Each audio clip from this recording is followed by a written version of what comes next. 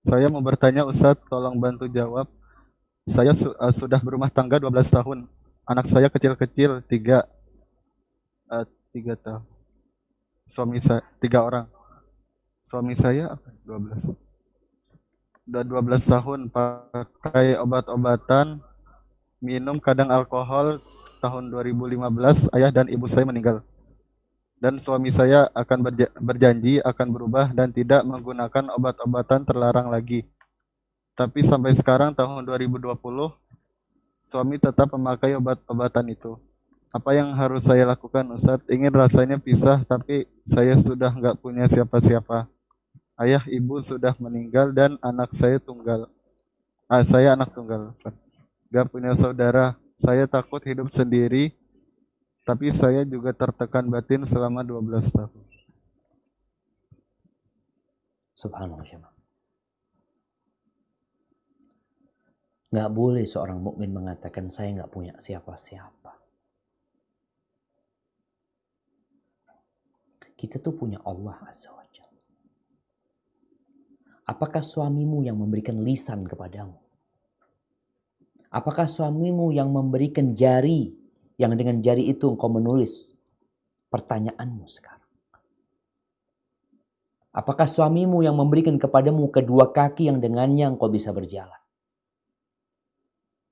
Apakah suamimu yang memberikan kepadamu jantung yang terus memompa, yang tiap menit ada 60 sampai 100 detakan suamimu? Bukan jemaah. Suamimu bukan apa-apa. Makhluk sama engkau. Dan tatkala dia menggunakan obat-obatan itu, akal-akal dia hilang. Engkau tatkala itu menikah bukan dengan manusia. Akalnya hilang. Maka nasihat ana yang pertama, engkau harus kenal sama Allah Azza wa Jalla yang punya Indonesia ini. Yang punya bumi ini. Yang punya langit yang 7 lapis. Engkau kenal Allah Azza wa Jalla. Selama engkau hidup, yang ngasih rizki engkau bukan suamimu. Siapa? Allah Rabbul Alamin. Allah Jalla Jalaluh mengatakan, wa fis sama'i rizqukum wa ma tu'adun. Di langit itu rezeki kalian. Jadi tatkala engkau mau berpisah sama suami karena takut nggak bisa makan, karena takut nggak bisa hidup, karena tidak punya siapa-siapa, maka tolong keimananmu diperbaiki. Engkau memiliki Allah Azza wa Jalla. Wa man yattaqillah yaj'al lahu makhrajan. Barang siapa bertakwa kepada Allah, pasti Allah kasih solusi. Pasti. Dan kita hidup di muka bumi ini, kita punya saudara banyak. Orang-orang beriman itu saudara kita. Nah, innamal mu'minuna ikhwah. Jadi nasihat ana buat ukhti, perbaiki keimananmu, engkau memiliki Allah Azza wa Jalla subhanahu wa jamaah. Ada sebuah bait syair yang mungkin bisa menggugah hati kita.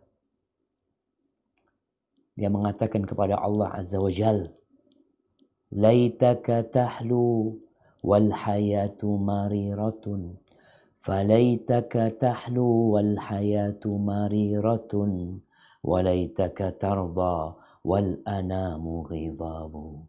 ليت الذي بيني وبينك عامر وبيني وبين العالمين خراب إذا صح منك الود فالكل هين وكل الذي فوق التراب تراب. Kalau ya Allah engkau manis dan hidup ini pahit, aku nggak peduli. Kalau engkau ridho dan seluruh umat manusia ini marah sama aku nggak peduli. Andai kata hubunganku sama manusia itu rusak, orang nggak suka sama aku, orang benci sama aku, orang mengasingkanku, menyakitiku, tapi engkau ridho, cinta sama aku, hubunganku sama engkau baik, selesai urusan. Kalau benar kecintaanmu ya Allah, urusan ini jadi mudah. Semua yang ada di muka bumi adalah tanah dan akan balik jadi tanah. Jadi kenali Allah Azza wa Jalla.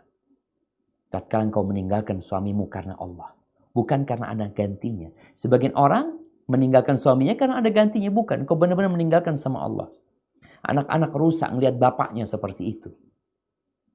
Dan mungkin dia juga nggak sholat. Mungkin dia nggak beribadah kepada Allah Azza wa Jalla. Dia hanya menjadi mesin pemberi uang kepadamu. Ada banyak mesin di muka bumi ini yang memberikan uang.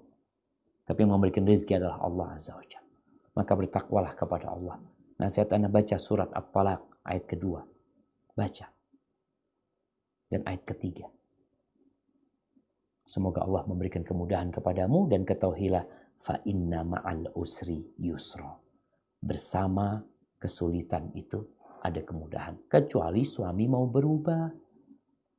Mudah-mudahan dia berubah. Hadza wallahu a'lam bissawab.